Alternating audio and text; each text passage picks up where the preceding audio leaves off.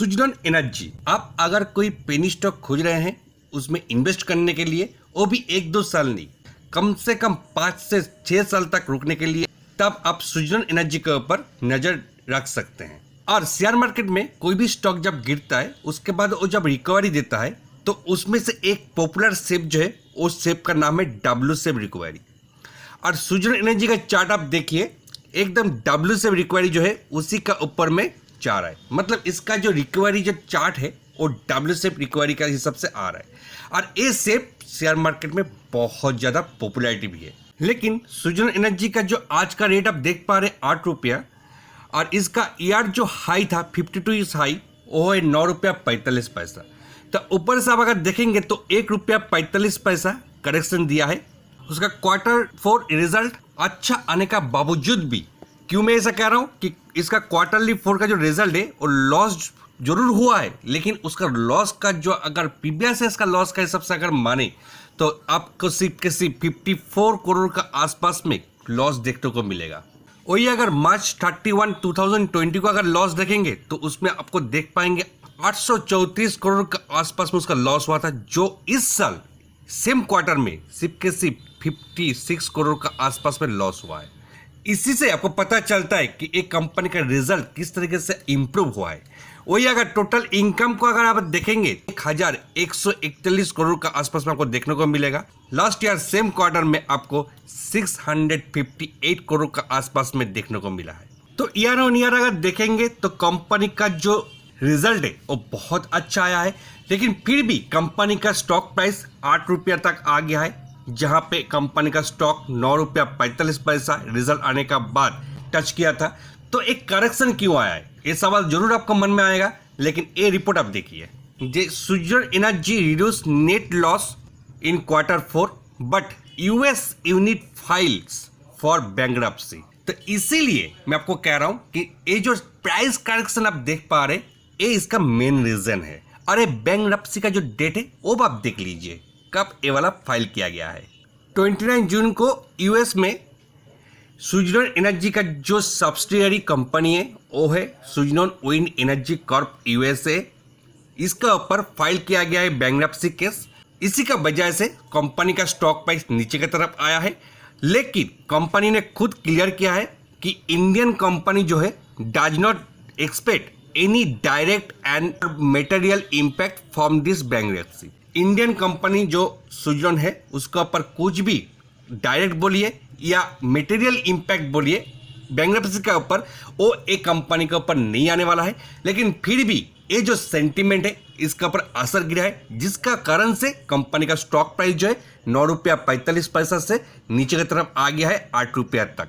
लेकिन मैं एक चीज बोल सकता हूँ, ये जो प्राइस करेक्शन हुआ है ये एक बोल सकते हैं कि उन लोगों के लिए अच्छा है जो लोग सुजलन एनर्जी को खरीदना चाहते हैं, तो उसको डेफिनेटली लो रेट में मिल रहा है और इस रेट में उसको इन्वेस्ट भी करना चाहिए, क्योंकि इसका फ्यूचर प्रोस्पेक्ट जो है वो बहुत ही ब्राइट है। और अगले 7 साल एक कंपनी के लिए शायद मेरा ख्याल से बहुत हद तक इंपॉर्टेंट होने वाला है। क्या है रिपोर्ट वो भी आप देखिए।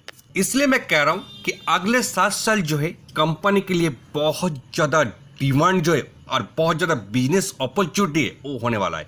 क्यों? इसलिए कि ग्लोबल विंड पावर मार्केट का जो डिमांड है जो 2019 में 58.9 था, वो कंपाउंड एनुअल ग्रोथ हिसाब से अगर माने तो कम से कम 5.2% ग्रोथ इंक्रीज होने वाला है, और वो होने वाला है 2020 से लेकर 2027 तक। पहले ग्रीन एनर्जी बोलिए या रिन्यूएबल एनर्जी बोलिए, आज विंड पावर बोलिए, जो भी बोलिए, वो चीज़ जो है इंस्टॉल करने के लिए बहुत ज़्यादा एक्सपेंसिव था। लेकिन अभी का जमाने में अगर देखेंगे कोल और गैस प्लांट को अगर इंस्टॉल करेंगे उससे बहुत ही कम खर्चा होता है विंड पावर और रिन्यूएबल एनर्जी को इंस्टॉल करने के लिए। इसलिए माना जा रहा है कि अपकमिंग जो ईयर से उसमें इसका ग्रोथ जो है बहुत ज़्यादा इंक्रीज होने वाला है, क्योंकि इसका जो इंस्टॉलेशन कॉस्ट जो है वो बहुत ही कम हो गया है। और इसलिए पॉसिबल हुआ है कि गवर्नमेंट का जो पॉलिटिकल सपोर्टिंग है वो इस सेक्टर का ऊपर बहुत ज़्यादा फोकस है और बहुत ज़्यादा सपोर्ट भी है, जिसके लिए इस सेक्टर में जो ग्रोथ है विंड पावर मार्केट का वो बहुत ज़्यादा आगे चल के आने वाला है। विंड पावर मार्केट रिपोर्ट का स्कोप अगर आप देखेंगे तो आपको 2020 का जो मार्केट साइज का जो वैल्यू आपको देखने को मिलेगा वो 65.9 गीगावाट, और वो जो रेवेन्यू फॉरकास्ट है 2027 तक, इसलिए मैं आपको कह रहा था कि आपको अगले 7 साल तक इस सेक्टर का ऊपर बहुत ज़्यादा फोकस होने वाला है। तो वही सबसे अगर देखेंगे रेवेन्यू ग्रोथ जो 88.1 गीगावाट है, ग्रोथ रेट अगर देखेंगे जो मैं आपको पहले की दिखाया था कि 5.2% फ्रॉम 2020 टू 2027 तक। बेस ईयर इसको माना गया है 2019 को, और हिस्टोरिकल डेटा अगर देखेंगे तो 2016 से लेकर 2018। फोरकास्ट पीरियड देखेंगे 2020 से लेकर 2027। कंट्री क्रॉस्कोप अगर देखेंगे तो आपको यहाँ पे इंडिया भी देखने को मिलेगा, ऐसे भी आपको US, Canada, Mexico, UK, Germany, France, बहुत सारी जो कंट्री है इसमें आपको देखने को मिलेगा। और की कंपनी प्रोफाइल को अगर आप देखेंगे तो यहाँ पे बहुत सारे कंपनी का नाम आप देख पाएंगे, लेकिन मैं जब स्विट्जरलैंड का ऊपर कवर कर रहा हूं तो इसलिए मैं आपको स्विट्जरलैंड एनर्जी का यहाँ पे दिखाने का कोशिश। स्विट्जरलैंड एनर्जी लिमिटेड कंपनी का ऑर्डर बुक का पर आप अगर नजर डालेंगे तो आपको एक हेल्दी ऑर्डर बुक देखने को मिलेगा, और जो कम से कम 870 मेगावाट का ज्यादा ये ऑर्डर बुक जो आपको देखने को मिलेगा, और ये ऑर्डर बुक का जो सर्विस है वो इस ईयर में करने वाले हैं। और लास्ट ईयर का अगर न्यूज देखेंगे जुलाई 1 2020 का, Switzerland successfully complete David restructuring. तो कंपनी ने 1 साल पहले एक डेविड रिस्ट्रक्चरिंग किया क्यों है? क्या कंपनी को पहले ही पता चल गया क्या अगले 7 साल या अगले 10 साल जो है एक कंपनी के लिए अच्छा बिजनेस करने का मौका आ रहा है? हाँ, क्योंकि सरकार का जो पॉलिसी है वो रिन्यूएबल एनर्जी की तरफ बहुत ज्यादा इंटरेस्ट है, जो पहले नहीं था, अब जाके लेकिन वो बहुत ज्यादा है। ऐसे भी अगर माने तो 2023 में अब जानते हैं कि सरकार का एक बहुत बड़ा कदम उठाया है। वो कदम यही है कि इंडियन रेलवे में डीजल इंजन का जो है जितना सारे इंजन है और सब बंद किया जा रहा है, उसका डीजल इंजन का पावर से सिर्फ के सिर्फ इलेक्ट्रिक पावर ही उसमें यूटिलाइज किया जाएगा। तो यही सबसे अगर माने तो एक बोल सकते कि सरकार की तरफ से एक फर्स्ट स्टेप बोल सकते, और ये पहला ईयर है जो इसका डेविड रिस्ट्रक्चरिंग करने का बाद उसका ऑपरेशन जो है रिस्टार्ट किया गया है।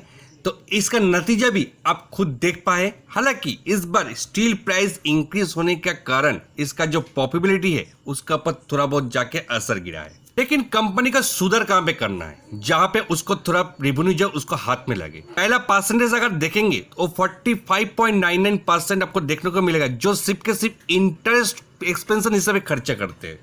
और वहीं पे अगर देखेंगे तो 26.78% ऐसा है जो एम्प्लॉय कॉस्ट का हिसाब से खर्चा करते हैं। ताकि ये वाला रिपोर्ट जो है मार्च 2020 का है, लेकिन ये अभी भी कंटिन्यूड है। और अगर एम्प्लॉय कॉस्ट को अगर छोड़ भी देते हैं, क्योंकि एम्प्लॉय अगर नहीं रहेंगे तो काम कैसे होगा, तो वही सब अगर इसको छोड़ भी देते, लेकिन इंटरेस्ट को एक्सपेंशन जो है जो 45.99% जो है, ये अगर कंपनी थोड़ा बहुत कम करके लेके आते हैं तब मुझे लगता है कि यहाँ पे कंपनी का एक मौका है उसका रेवेन्यू जो है हाथ में रखने का।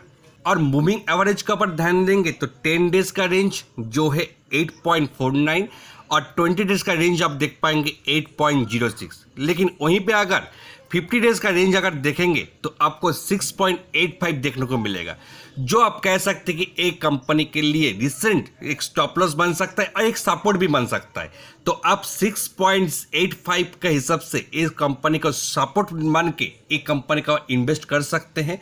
तो सपोर्ट लेवल अगर आप चार्ट में देखेंगे तो आपको इस जगह में आपको सपोर्ट लेवल देखने को मिल सकता है, मतलब 9 रुपया 45 पैसा जो इसका ERI हुआ है, वहां से अगर देखेंगे वही स्टॉक को अगर 7 रुपये का आसपास में आपको मिलता है तो मुझे लगता है कि ये जगह जो है आपको बाइंग करने का एक अच्छा जोन मिल सकता है। और जिस तरीके से कंपनी का जो फाइनेंशियल स्ट्रक्चर बोलिए, चार्ट का ऊपर जिस तरह डब्ल्यू से रिकवरी बोलिए, और गवर्नमेंट का रिन्यूएबल एनर्जी का तरफ जिस तरह के रुझान बोलिए, हर चीज़ जो है इसका बिजनेस फॉर्म में आ रहा है। और ऐसे भी आपको मैं 2017 तक जो मैं आपको इसका पर्सपेक्टिव दिखाया ऑर्डर का, वो भी अगर इसमें इम्प्लीमेंट होता है तो शायद मुझे लगता है कि ये स्विट्जरलैंड कंपनी जो है आगे चल के एक बड़ा मल्टीवेगर बन सकता है।